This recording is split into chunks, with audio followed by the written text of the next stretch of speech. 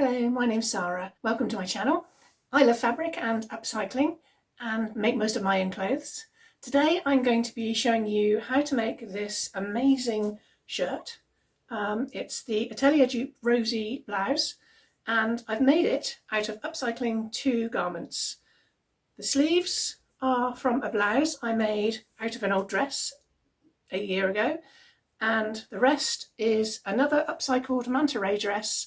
And then I've put lace in the seams, and I'll show you how to make adjustments to your seam allowances and put the lace in to make this amazing make. Let's get started. So first of all, I'm going to take the blouse apart by taking all the lace off, and then I'm going to take all the seams apart so that I can exactly see what material I have to work with, and so that I can actually fit all the pieces onto the remaining fabric that I have available. Once I've completely deconstructed the garment, then I can actually plan how I'm going to get all the pattern pieces actually cut out from the pieces that I have. What I forgot to say, actually, I did actually cut the pattern pieces down. I cut just over half of the seam allowance, so half a centimetre off every seam where there's going to be lace inserted. So I've had to really play around with the pattern here because I want basically the top front out of one bit of fabric and then the middle panels out of another bit of fabric. So the front basically will be a T shape in one fabric. I'll have the other fabric down the side there. Then there's a third panel on the side which is going to be the same as the top and the middle. So I'm going to have the odd panel down in those two there. The sleeves are going to be the same as the odd panel there. So it should be quite well balanced, but I've really had to faff around with the fabric, as you will see. I've cut the trim off the bottom of the dress. So we have this trim, and I'm going to use this around the whole bottom of the blouse, basically so that I can ensure I get the length. So if I look at the pattern piece, the pattern pieces for all the body parts, the bodice parts, basically have the hem at the bottom there. So I can turn that up immediately, because this already has a hem on it already, so I don't need to do a hem.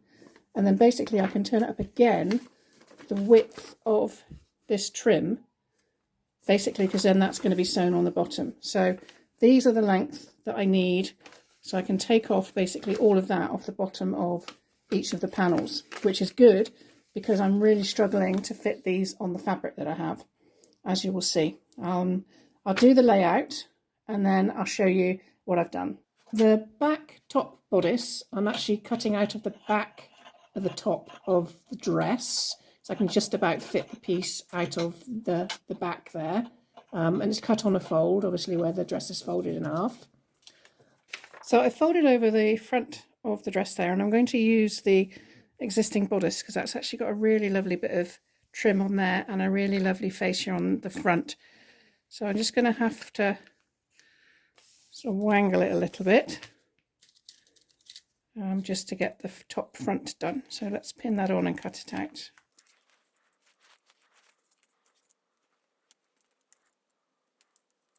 The front of the top yoke, I'm cutting out of the front top of the dress, which already has a button fastening. So I'm actually keeping the button fastening so that I can actually use that on the top of the blouse as well. It saves me having a back fastening, which is what it's supposed to have. Next, I'm cutting the sections of the side panels and the middle panel out of the skirt of the dress. So this front section, the fabric that I had from the skirt of the dress was not actually long enough to cut the whole section. So what I'm going to do is actually just put some other sections of fabric in there. I'm going to try as much as I can to match it and put a piece of fabric just in that patch to patch it up with the matching fabric to this floral. All the panels are cut out now. This is how the front is going to look, with the section of the top in the middle there, and then the back with a section of the top right in the centre panel. And we also have the sleeves out of the original top, which I'm just going to use those original sleeves. We also have the band that was on the bottom of the dress, which I'm going to basically put all the way around to finish the bottom of the top. I think it's actually going to look quite good, especially once obviously I put the lace in between each of these panels as well. It's really going to elevate the whole look and not make it look like two upcycled garments. Now I've got everything cut out, what I'm going to do is actually overlock around the edge of all of the pieces before I start putting it together, so that I can obviously place the lace in the seams down through the fronts and across the bodice yoke bit, and also on the back and down through that centre back as well, so that I can really make a focal point of all the seams in this really cool top.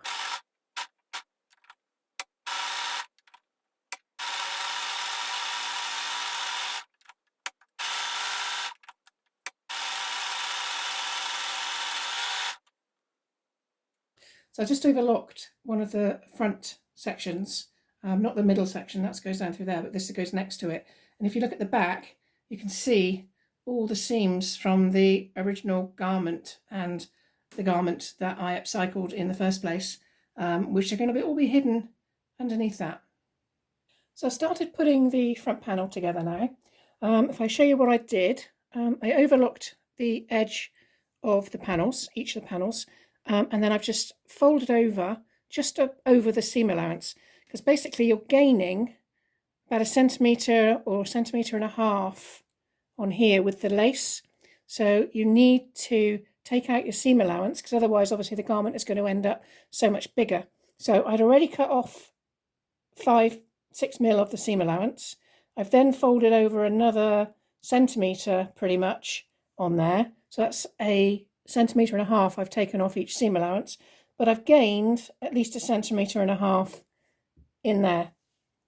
So it should work out just about right in terms of the size, what I've gained and what I've lost. Fingers crossed anyway. So I did a little sort of beveled edge just on there before I sew the lace on. And then I'm going to sew it on to the front first. And then what I'll do is sew the top front to the bottom front. And it's the right width. So I'm guessing these gaps are right on these two sections, because it matches perfectly on those seams.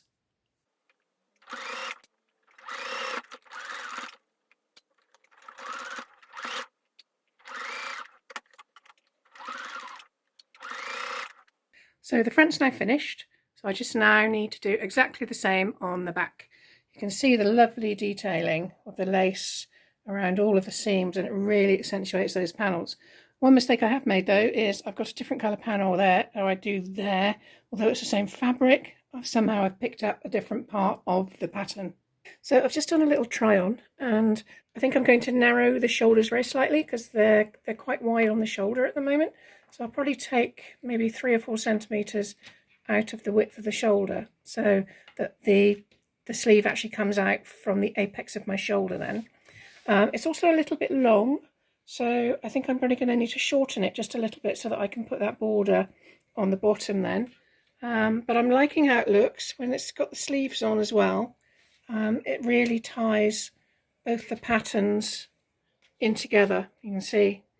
I'm still a little bit annoyed about those 2 different colours on the front, but at least I've got the 2 different colours now, obviously in the sleeve as well, because we've got the pink there and the purple and jade on the other side. So so far it's looking pretty good. It just needs to be finished.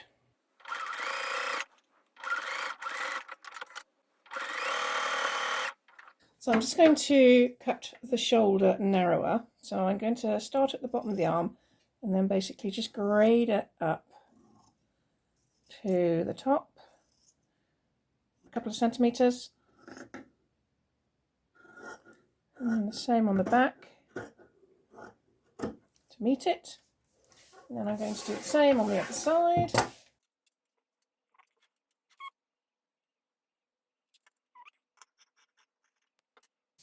That's the shoulders taken in slightly. So I'm going to just put the sleeves onto this now. These are the original sleeves. Now I was going to put some lace in them, but I think it might be a bit of overkill, because obviously this is a slightly lacy look pattern anyway.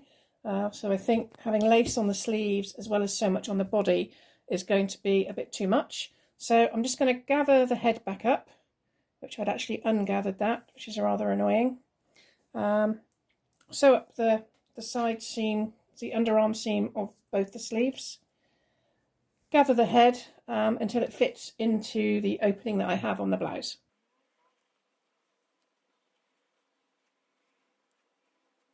I've just taken off the original Manta Ray label, and I'm going to actually sew that back in, but what I'm going to do is I'm going to put an upcycled label over the top of it and then just sew it in the back like that. So you can see the original garment and the lovely label that they have, but I'm going to put upcycled and outstanding over the top. So I've sewn it on, and I've actually sewn it on the outside just to add a little bit of intrigue and interest and tell its story really. So I need to do the bias tape around the neck. I have this little bit of trim in this lovely greeny fabric that I want to use, but it's got loads of pin tucks in, so I'm going to have to unpick all of those just to make some bias tape to actually put around the neck. So I unpicked half of the pin tucks, so it's gone from that to that. I've just ironed it, so I'm going to draw some bias strips on here and cut them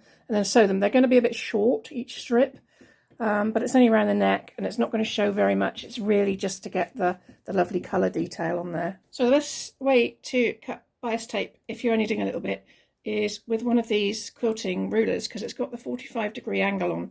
So you can line up your 45-degree line on the edge, and then you know that either of these are at 45 degrees. So you can just draw along there. Now, with your quilting ruler as well, you've got all the spaces, so you can see how wide you can make your bias tape. I'm not going to go very wide on this, so I'm going to go for probably 1.25 inches.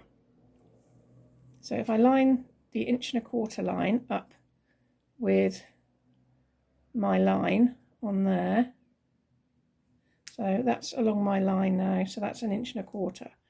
So literally I can just draw another line, and then again along the 1.25 inch line and another one. So once you've cut all the strips, you can then sew all the strips together into a bias tape and then pin the bias tape around the neckline.